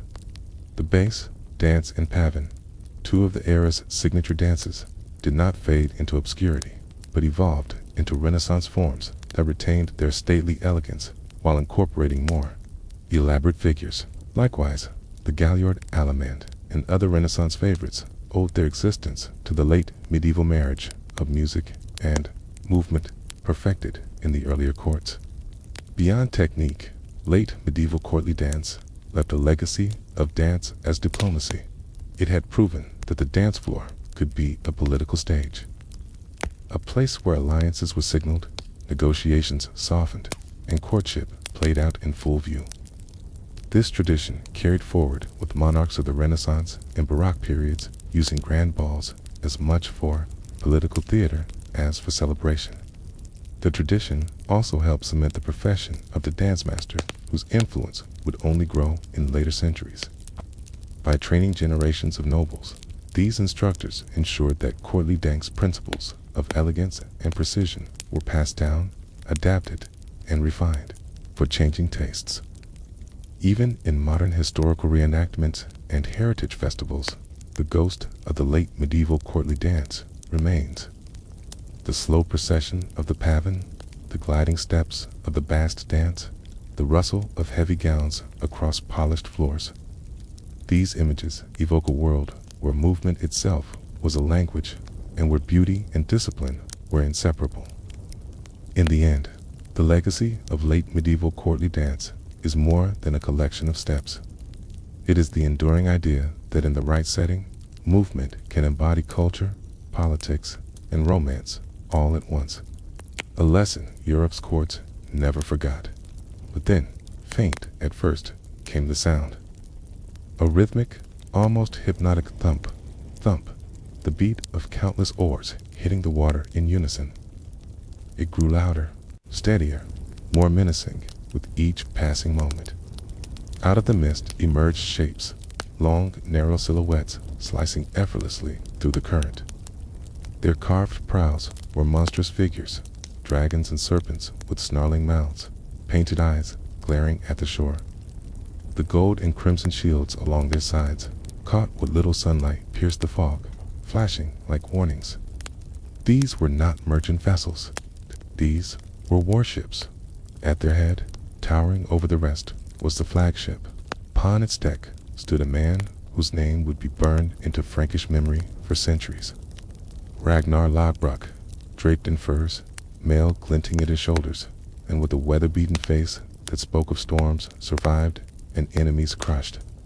He was every bit the legend whispered about in coastal villages. His men, seasoned raiders from Denmark and Norway, eyed the riverbanks with the predator's patience. The fleet's numbers were staggering. Chroniclers later claimed around 120 ships, each carrying warriors armed with axes, spears, and round shields. If true, that meant nearly 5,000 men were bearing down on Paris, the jewel of the Frankish kingdom. They moved as a single organism, their oars dipping in perfect synchronization, the drum beats echoing across the water like the heart of some vast beast. Villages along the Seine froze in terror as the ship slid past. Some fled inland, clutching what few belongings they could carry. Others dropped to their knees in desperate prayer. They knew the stories. How Viking raids left towns burning, livestock slaughtered, and people dragged away in chains. No one wanted to be the next victim. Paris, with its churches, markets, and treasure-laden monasteries, lay further upriver, seemingly protected by its fortified walls. But to the men in those ships, walls were not deterrents, they were challenges. And the Seine, winding deeper into the heart of Frankish power, was an open invitation. Kanya's eyes never left the river ahead. The siege was not yet begun, but in his mind, Paris was already his. As Ragnar's fleet pressed upriver, the Frankish defenders scrambled to react. News of the longships had traveled faster than the ships themselves, carried by terrified villagers and monks, fleeing the lower Seine. By the time the first war drums echoed near the outskirts of Paris, King Charles, the bald scouts, had already reported the grim truth. This was no small raid. This was an invasion. Charles, ruling from his court in the heart of the kingdom, faced a dilemma. His army was scattered across his territories, and the main force he could muster quickly was a modest contingent of warriors and mercenaries. Still, he ordered them forward to meet the Vikings before they reached the city walls. The chosen battleground was near the riverbank, where a narrow passage forced the ships. Too slow, but Ragnar was no stranger to traps. He knew the Franks would try to block his advance, and he welcomed it. As his ships approached the shallows, he ordered several to run ground. From them poured scores of warriors, their shields interlocking into a wall of wood and iron. Behind that wall came the axemen, their weapons glinting as they charged. The first clash was brutal. Packs, clad in mail and carrying long spears, tried to hold their line, but the Vikings fought with a ferocity that stunned their opponents. Their battle cries, deep, guttural roars, echoed over the river, meant to unnerve as much as to kill. Frankish shields splintered under the relentless blows of Danish axes, and the neat ranks began to falter. Ragnar himself waded into the fight, his presence turning the tide wherever he struck. Chroniclers will later say he wielded his sword as though it were an extension of his arm, cutting down any who dared block his path. The Frankish formation broke, and panic spread like wildfire. Those who could fled toward Paris, hoping the city's walls would shelter them. The Vikings gave chase only briefly. Ragnar had no interest in scattering his forces too. Soon, the river remained the key, and his fleet still had miles to go before the true prize. By nightfall, the Franks' forward defense was gone. The road and the sand lay open. Ragnar's fleet reassembled, their shields now stirred with blood and their morale higher than ever. Its first strike had been devastating, and Paris now stood within their grasp. The Franks had lost their forward guard, but Paris still stood ahead, its fortified walls rising over the Ile-de-Cite, the island heart of the city, where the cathedral of Saint-Etienne loomed. In theory, the river itself was Paris's greatest defense. The Seine split into two channels around the island, and both were narrow enough to control with wooden bridges and fortified gates. But in the spring of 845, those defenses would be tested as never before. Ragnar's fleet arrived at the approaches to Paris with the confidence of victors. The Vikings knew the Franks would try to bar the way with chains stretched across the water and guard towers posted on the bridges. Ragnar's answer was simple: hold the river, choke off supplies, and force the city to yield. He ordered his ships to anchor in both channels, their prow facing upstream to meet any attack. Raiding parties were sent ashore to burn outlying farms, cut roads, and destroy ferry crossings. The message was unmistakable. No one entered or left Paris without passing through Viking hands. The once busy river traffic was gone overnight, replaced by the ominous silhouettes of longships and the watchful eyes of Norse warriors leaning on their spears. Inside Paris, tension rose quickly. Merchants feared their goods would rot before reaching market. The poor dreaded hunger. Priests led processions around the city walls, chanting prayers for divine intervention. The people knew that if the Vikings chose to wait, famine and disease would do their work for them. But Ragnar was not a man of patience. The blockade was only step one. As his men secured the riverbanks, he sent small detachments to scout for weaknesses in the city's defenses. They returned with valuable news. Parts of the outer suburbs were undefended. The main Frankish forces had retreated behind the island walls, leaving warehouses, granaries, and homes vulnerable. Within days, smoke rose on the horizon. Ragnar's men swept through the undefended districts, seizing food, valuables, and captives. These raids had a dual purpose: the army, and terrified the population. Every day the Vikings held the river. Paris grew weaker. By the end of the first week, the blockade was complete. The Seine was no longer the lifeline of Paris. It was a prison wall, and Ragnar Lodbrok held the keys. For those living beyond the safety of Paris's walls, the siege was not just a distant rumor. It was a nightmare, playing out in their own fields and homes. Ragnar's men, emboldened by their easy victories, fanned out along the Seine like wolves through a sheepfold. No village was too small, no farm too remote to escape their reach. High day. Columns of smoke marked where the Vikings had struck. Barns and storehouses were set alight, sending sparks into the sky. The flames devoured food, meant to sustain the Frankish people through the year, showing that even if Paris withstood the siege, hunger would still haunt the land. By night, the glow of burning hamlets reflected off the water, turning the river into a shimmering path of fire. The raiders worked with methodical cruelty. They took grain, livestock, and valuables, loading them onto longships, or simply slaughtering what they could not carry. But perhaps most devastating was their capture of people. Men were often cut down where they stood, but women and children were herded together, bound, and forced toward the ships. For the Vikings, these captives were as valuable as gold to be sold as slaves in markets far to the north. The psychological toll was immense. Refugees flooded toward Paris, their stories feeding a growing panic inside the city. Some spoke of warriors with faces painted in blue and black, their hair wild and eyes alike with a battle madness that made them seem less like men and more like spirits of vengeance. Others swore Ragnar himself had been seen laughing amid the smoke, as though destruction were his sport. The Frankish garrisons within Paris could do little but watch from the walls. Every attempt to send out a rescue party ended in disaster.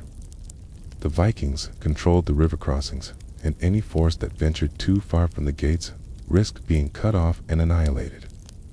Ragnar understood that terror was as much a weapon as the axe.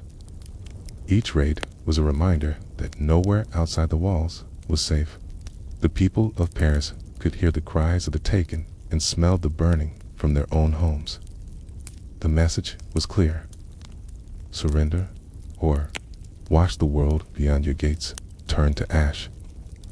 By the second week, the siege of Paris had evolved from a series of raids into a stranglehold. Ragnar Lodbrok was no longer merely disrupting the city. He was starving it. Every bridge, crossing, and supply route was firmly under Norse control. The Seine, once the artery that brought life to Paris, now served as the Vikings' iron collar around its neck. From his position on the river, Ragnar could see the city's defenses in their entirety. The Ile-de-Cete bristled with watchtowers, its bridges barricaded with heavy wooden gates reinforced by iron. The Frankish garrison manned them day and night, but Ragnar noticed the signs of strain: torches burning low, guards slouching with exhaustion, and fewer patrols each night. Siege warfare was as much about patience as force, and Ragnar's men had patience enough when it promised plunder. Food within Paris grew scarce quickly. Merchants who had once enjoyed thriving river trade now watched their warehouses empty without hope of resupply. The wealthy hoarded what they could, while the poor queued in long lines and monasteries praying for bread. Rumors began to circulate of families eating whatever they could find: dogs, pigeons, even leather boiled into thin soup. The mood inside the city shifted from defiance to desperation. Ragnar made sure to deepen that desperation. He ordered his men to conduct nightly torchlit parades along the riverbanks, banging their shields and shouting insults in Old Norse. The noise carried across the water, making sleep difficult for the already weary Parisians. Sometimes the Vikings launched flaming arrows into undefended areas, more to frighten than destroy, but always reminding the inhabitants that the enemy was near. Inside the Frankish command, tempers frayed. King Charles the bald-faced pressure from his nobles. Some urged an immediate assault to break the blockade. Others insisted they hold out for reinforcements. But every passing day meant more mouths to feed and fewer supplies to feed them. Ragnar knew the city's breaking point was approaching. His blockade was airtight. Men were wealthed on the spoils of the countryside, and his ships anchored in a defensive crescent ensured that no relief could arrive unseen. Paris might have had its walls, but Ragnar Lodbrok had the river. And in this war, the river was deciding. The victor. The breaking point came on a gray rains morning. From the towers of Paris, Frankish sentries spotted Ragnar's men hauling more supplies ashore from captured farms upriver. It was a taunt as much as a necessity, proof that the Vikings feasted while Paris starved. Tissa's leaders could stand no more. Orders were given for a sortie, a sudden forceful attack meant to smash the blockade and bring back desperately needed food. The gates on the right bank swung open, and a column of Frankish soldiers poured out. They came, armed with long spears, swords, and heavy kite shields, their banners whipping in the wind. At their head rode a handful of mounted nobles, their polished armor glinting in the morning light. Their goal was to reach and destroy the Viking camp on the north shore, then retreat before the raiders could regroup. But Ragnar had been expecting this. Scouts, posted along the river's bands, had seen the gates open and relayed the news in minutes. By the time the Franks reached the muddy fields near the riverbank, shield walls were already forming. The two sides collided in a clash of iron and fury. The Pees fought with discipline, their tight ranks pushing forward in unison, while the Vikings relied on brutal individual ferocity. Axemen smashing into shields, spearmen jabbing at gaps in armor, and archers losing arrows into the advancing enemy. The noise was deafening, metal on metal, shouts in Frankish and Norse, and the screams of the wounded. For a moment, it seemed the Franks might break through. Cavalry charge, scattering some of Ragnar's front line, but the Vikings had a counter, hidden reserves bursting from the treeing. They struck the Frankish flank with savage speed, cutting down footmen and forcing the cavalry to wheel around in confusion. The Frankish commander ordered a retreat, but it was too late. The narrow causeway back to the gates was clogged with men, and the Vikings pressed their advantage. Many soldiers were cut down before they could reach the safety of the city walls.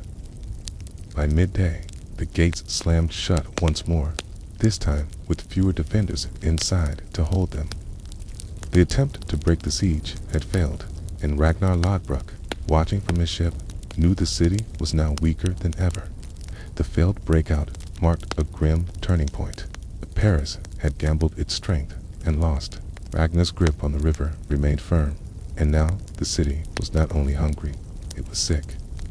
It began quietly. Few soldiers fell ill, complaining of fever and aching joints. Then came the swelling, the coughing, and the telltale blotches on the skin. Within days, the sickness spread beyond the barracks to the crowded homes and markets. The exact disease is lost to history. Perhaps dysentery from tainted water or plague carried by vermin, but its effects were devastating. The cramped quarters of a besieged city made perfect breeding grounds for infection. Families huddled together for warmth and safety, sharing food, air, and germs. The monasteries where the sick were taken overflowed within days. Priests administered last rites in hushed tones, their own faces pale with fear. Bells tolled constantly, marking the passage of yet another victim. Ragnar's men soon heard of the illness, and while the Vikings were not untouched, camp life on the riverbanks was far from clean. They suffered less. Their ships allowed them to move freely. Their camps were more spread out, and fresh supplies kept them stronger. The Franks, trapped behind walls, had no such advantage. Inside Paris, panic grew. Rumors whispered through the streets that the sickness was a punishment from God for the city's sins, that traitors had poisoned the wells, or that the very presence of the pagans outside the walls had cursed the land. The truth mattered little. Fear did the work of any weapon. The plague's psychological effect was as dangerous as its physical toll. The garrison, already worn thin, saw men desert their posts to care for sick relatives or to hide from the inevitable. Merchants abandoned their stalls, and food hoarding became rampant. The rich shut themselves away, while the poor scavenged whatever scraps they could find. From his flagship, Ragnar could see the change. The city's walls still stood, but the life inside was rotting. Every coughing fit that echoed across the river was to him another sign that time was on his side. Paris was weakening without a single blow to its gates, and Ragnar Lodbrok intended to press that advantage until the city had no choice but to bow. By late March, the situation inside Paris had reached its breaking point. Tarrant in hand, Sydney, heart, earring. At every household, the plague claimed victims daily, and morale among the defenders was collapsing. The failed sortie had proven the Franks could not break Ragnar's blockade by force. The only path left was one of humiliation, negotiation. King Charles the Bald, though not in Paris himself, knew the city's fall would be a political catastrophe. If the jewel of his kingdom was sacked, the other great towns of the Frankish realm might follow. Worse, a complete defeat would embolden every Norse chieftain along the northern coasts. Reluctantly, he agreed to open talks with the Viking leader. Envoys were sent downriver under a flag of truce, their small boat gliding past the lines of anchored longships. The Vikings watched in silence, their shields gleaming in the spring sun, until the vessel reached Ragnar's flagship. There, the envoys were brought aboard to meet the man whose name had haunted the Frankish coasts for years. Accounts differ on what happened next, but all agree Ragnar made his demands clear. A ransom so vast it would be remembered for generations. The price he set was 7,000 pounds of silver and gold, an unimaginable sum for the time. It was not merely payment, it was a statement that the Franks had been forced to kneel. The envoys protested, arguing that the kingdom could not pay such an amount. Ragnar, unmoved, simply reminded them of the fate awaiting Paris if they refused. He described in chilling detail how his men would burn the city, slaughter its defenders, and carry off thousands as slaves. He even offered them a preview by pointing upriver, where smoke still rose from villages his men had paged that very morning. With no real choice, the envoys returned to Charles, who, after furious debate with his nobles, agreed to the payment. It was a staggering blow to the royal treasury, but losing Paris would have been worse. Orders went out to gather every available coin, chalice, and ornament that could be melted down for silver and gold. When the final decision was sent back to Ragnar, the Viking warlord smiled without storming a single gate. He had bent one of Europe's mightiest kingdoms to his will. The agreement was swift once the ransom was secured.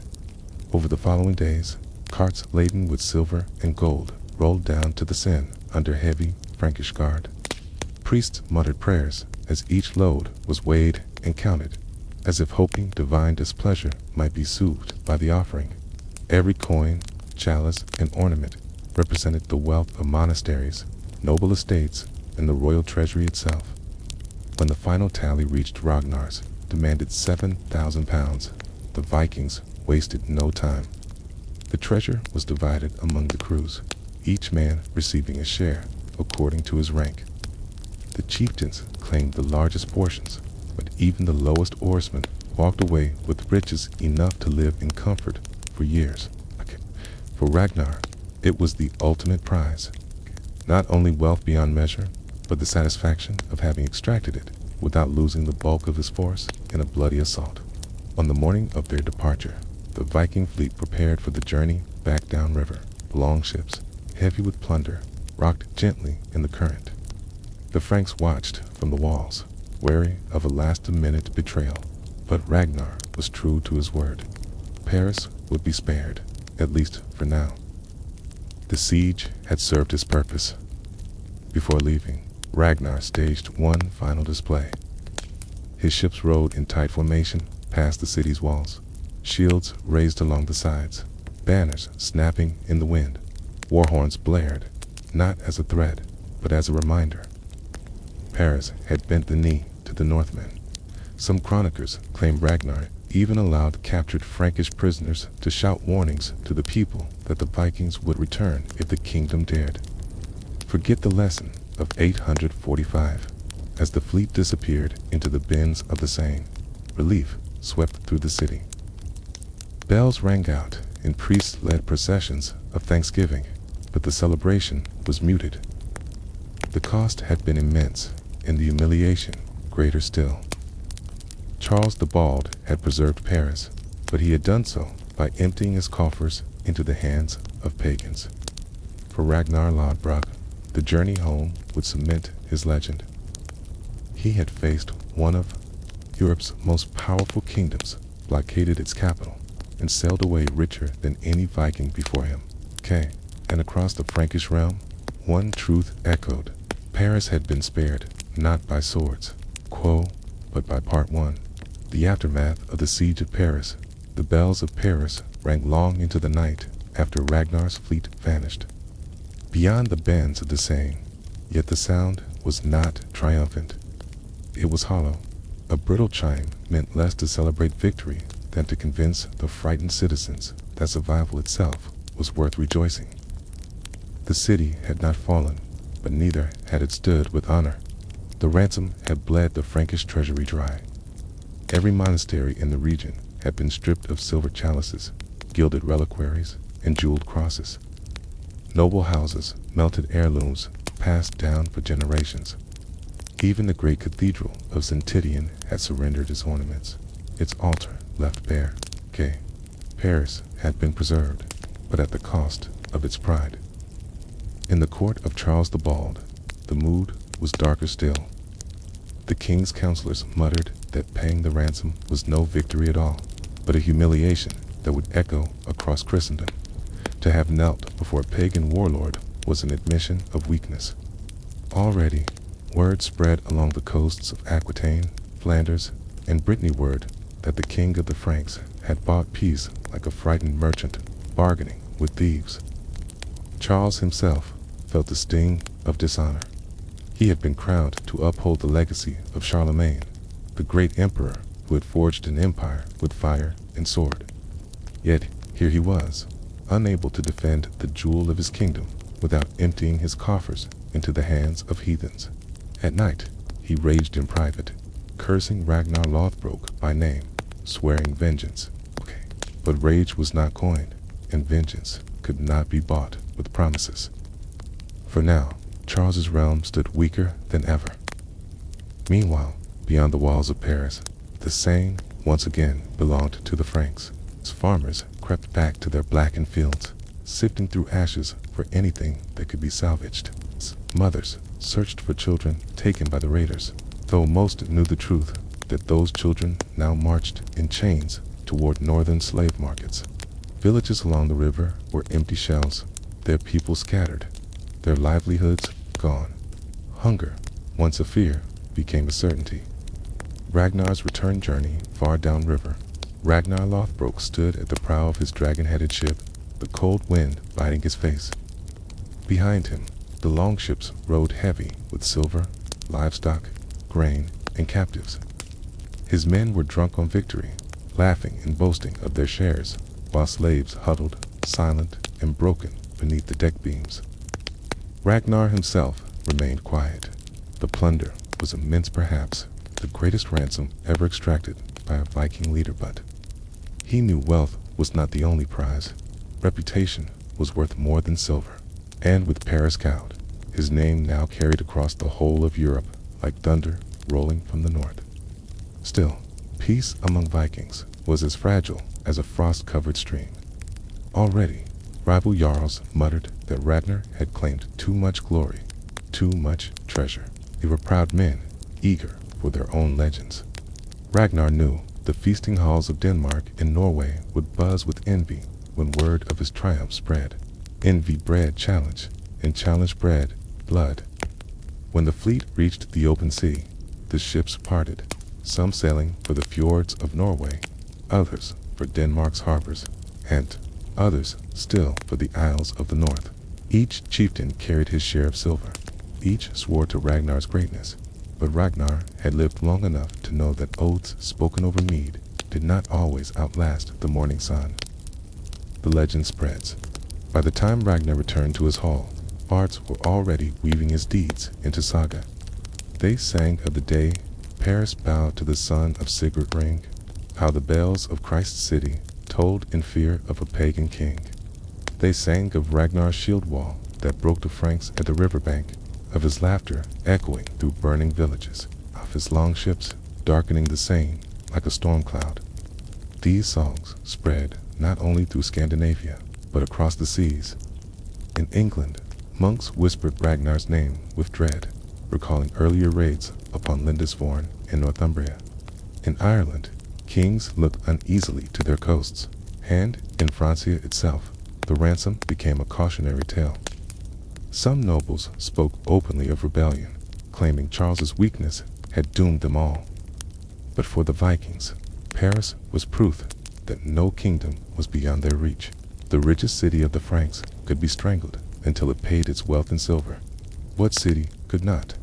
The seeds of rivalry in his hall, Ragnar feasted with his men, drinking from silver cups, torn from Frankish monasteries. His wives and sons were present most, notably Bjorn Ironside was already proving himself a fierce raider and Ivor, the boy whose legs were crippled, but whose mind burned sharper than any blade. As the mead horns passed, Ragnar's thoughts turned restless. Wealth filled his storerooms, and yet he was unsatisfied. To raid was one thing, to rule was another. His ambition stretched beyond silver. He dreamed of lands to conquer, kingdoms to bend beneath his banner, and for that, even Paris was not enough. But among the Jarls of the North, ambition was a dangerous fire. Already, men like King Horik of Denmark and Earl Hastinite Ragnar with suspicion. If Ragnar sought to crown himself a king greater than them, they would not hesitate to strike him down. Part 2. Ripples in the north. The fjords of Denmark and Norway had never seemed quieter, yet beneath the calm lay restless currents of envy and ambition. Word of Ragnar's victory at Paris had arrived on the wings of swift ships and traveling traders, carried into every hall, every longhouse, and every mead hall along the northern coasts. Among the Jarls, the news was a spark in a powder keg. King Horik, ruler of large stretches of Denmark, listened to the messengers with a storm brewing behind his eyes. His crown weighed heavy upon his brow, and with each word of Ragnar's triumph, the weight grew heavier. This was no ordinary raid. Paris had paid homage to a man who owed nothing to any king. That silver, those captives, the prestigio now belonged to Ragnar Lothbrok. Eric's advisors whispered, as advisors do, that a man who could bend Paris to his will would not stop at mere raids. The key will take the throne itself, one muttered, eyes darting like a cornered fox. And when he does, he will leave none of us unshaken. Horik did not respond immediately. King was no fool, and patience had long been his weapon. He understood that in the north, ambition was a wildfire, and Ragnar's flame threatened to scorch everything Horik held dear. Meanwhile, in the longhouses along the fjords, the common people celebrated. Songs of Ragnar's cunning and ferocity echoed over the mountains and into the valleys. Farmers paused their work to hear the bards recite the tale of the siege of Paris, the burning villages along the Seine, and the treasure that poured into the Viking coffers. Even crippled Ivor, sitting in his chair of carved oak, listened with wide eyes, a mind alight with plans that would one day rival the greatest warriors of the north. Bjorn Ironside's Rise Bjorn, Ragnar's eldest, had already proven himself in earlier raids, but Paris was a stage unlike any other. His exploits on the riverbank, cutting through Frankish spearmen and rallying men under the roar of his father, were the stuff of legend. Among the warriors, Bjorn's reputation grew faster than the rivers in spring melt. Yet the young Ironside was impatient. His heart yearned not for silver or feasting halls, but for glory on the battlefield, for conquest that would cement his name for generations. And in the shadow of his father's legend, he knew that Paris, while remarkable, was only the beginning. The world beyond the North Seas stretched wide and waiting, and he longed to carve it in iron and fire. Seeds of discord, not all of Ragnar's followers, were content. Among the Jarls and chieftains who had accompanied him, murmurs of discontent began to surface. Some had expected the lion's share of the treasure, while others resented the younger sons of Ragnar gaining praise and plunder. The subtle rivalries that existed before the Paris campaign now threatened to fracture the fleet. Ragnar understood this. The cohesion of his men had been tested countless times in earlier raids, and he knew that a leader's strength was measured not only in victories, but in the loyalty of his followers. Let the ambitious talk, he muttered to himself as he walked along the dock where longships rested in the cold northern waters. Let them envy. As long as they follow, their envy is mine to command. Even as he spoke, he plotted his next moves. Paris had shown him the power of strategy over brute force, of terror over open assault. A city could be conquered without spilling rivers of blood. But kings and jarls could not be conquered with silver alone. They required cunning, alliances, and, when necessary, ruthlessness. The north hears as the winter winds began to sharpen and the fjords froze over. Word of Ragnar's wealth and cunning spread south toward Saxony and across the North Sea to England. Kings in Wessex, Northumbria, and Mercia took note. They knew that the man who had forced Paris to pay tribute was no mere pirate. He was a commander capable of reshaping kingdoms. Key in York, the Viking settlers whispered tales of blue-painted warriors. K, of longships that could sail through rivers as easily as the ocean, and of a chieftain whose mind was as sharp as his sword. Fear and admiration intertwined. Okay? And in the halls of the English kings, councils met in secrecy, planning defenses against a threat that had just proven it could bend even the mightiest empire to its will. Connor's vision. Ragnar, for his part, looked beyond the fjords, beyond the kingdoms he had raided. Paris had been a triumph, but the world was wider, filled with cities that teetered on the brink of fear. Wealth, power, and legend were not enough. He envisioned something greater, an empire that stretched from the northern seas to the rivers and roads of Europe, a kingdom where his sons and their descendants would rule for generations. To realize this, he needed not just warriors, but alliances. He would negotiate with kings when it suited him, strike fear when necessary, and cultivate loyalty through both fear and reward. Every captured village, every paid ransom, every tale of terror carried him one step closer to the world he envisioned. Part 3. Storms in the north winter had settled over the fjords, blanketing the shores in frost and snow, but Ragnar's ambitions burned hotter than any fire. His fleet returned from Paris laden with wealth, captives, and stories that would be retold for generations. Long ships creaked under the weight of treasures, and the air smelled of salt, iron, and the faint smoke of distant raids. Among the jarls and warriors who had survived the Paris campaign, pride mingled with unease. Some whispered about Ragnar's growing influence, about how he had taken Paris, not for a king or a crown, but for himself. In mead halls from Aarhus to Roskilde, chieftains debated, should Ragnar be followed, or should he be challenged? Ragnar, however, wasted no time worrying about murmurs. He understood loyalty, ambition, and fear better than anyone. To assert his position, he summoned all the leaders who had accompanied him to the fjord of his hall. There, in a longhouse lined with shields and banners, he displayed the spoils of Paris: silver, ingots, coins, captured weapons, and exotic goods. Captives stood at the edges, their eyes lowered, a visible reminder of his reach. "See what we have wrought," Ragnar declared, his voice echoing against timbered walls. "We took a city none thought could be bent, and yet we return alive, our hands uncut, our treasure unspoiled. Who among you dares question this?" The room fell silent. Few dared challenge the man whose reputation now rivaled kings.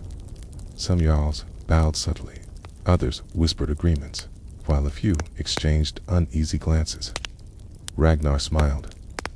Fear, tempered with admiration, was the most potent tool a leader could wield. Seeds of rivalry among the younger warriors.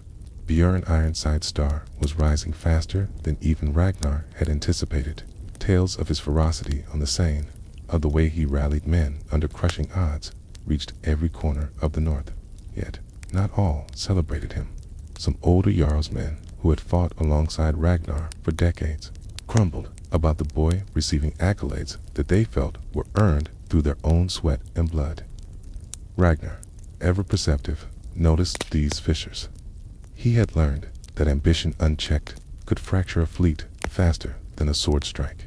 To maintain order, he orchestrated competitions, contests of strength, hunting challenges, and mock battles to channel envy into honor. The winners received a share of the Paris loot, while the losers learned humility and obedience. It was a delicate balance: reward the capable, control the ambitious, and never allow dissent to fester. Alliances and warnings. Even as Ragnar secured loyalty at home, his reputation reached the ears of kings and rulers abroad. King Horik, wary of Ragnar's growing independence, summoned envoys to his hall. The message was clear. Ragnar could raid, but he would not defy the crown's authority without consequence. Ragnar's response was measured. He sent gifts and a carefully worded declaration, emphasizing his loyalty to the crown, while subtly reminding Horik that his power was not to be underestimated. Diplomacy, he knew, was as much a weapon as the axe. By blending threats and promises, he ensured Horik's respect without declaring open rebellion, at least for now. Preparations for the west. As spring thawed the fjords, Ragnar began planning his next campaign. England had long been a target for Norse raiders. Wealthy monasteries, scattered towns, and a fractured political landscape promised both treasure and glory. The successes in Paris had given him confidence, but also the understanding that a new venture required careful strategy. Ragnar's sons, especially Bjorn and the cunning Ivar, were involved in the planning. Maps of rivers, towns, and fortifications were studied over fires, with runes marking potential landing points and choke points. Scouts had already been sent to England in previous raids, reporting on garrisons, river routes, and trade centers. Ragnar wanted not just to raid, but to strike with precision, to make each attack a statement of power. Shadows of ambition. Back in the north, the seeds of future conflict were quietly taking root. The Paris campaign had elevated Ragnar to legendary status, but it had also drawn attention to vulnerabilities. Rival chieftains watched for signs of weakness, while ambitious warriors plotted to claim the spotlight for themselves. Ragnar knew that conquest abroad would not only bring wealth, but also test his authority at home. He spent long nights staring across the fjord, considering the challenges ahead. His mind was a labyrinth of strategy. The rivers of France, the fortresses of England, the alliances of kings, and the loyalty of his men. Every decision mattered. Every delay could cost him followers or fortune. But Ragnar's vision was clear. His legend was stretched far beyond the fjords, beyond Paris, beyond anything the North had ever known.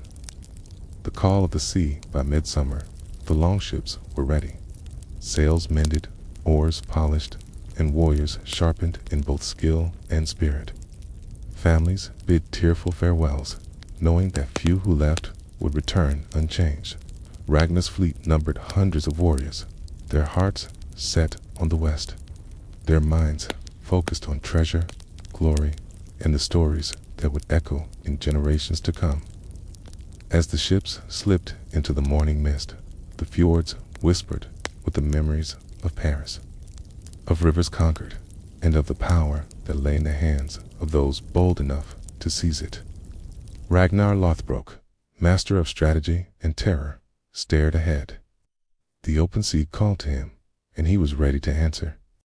This section adds roughly 1,700 to 1,800 words, continuing the story after Ragnar's return, showing the northern political climate, the dynamics among his sons and jarls, and preparations for the English campaigns.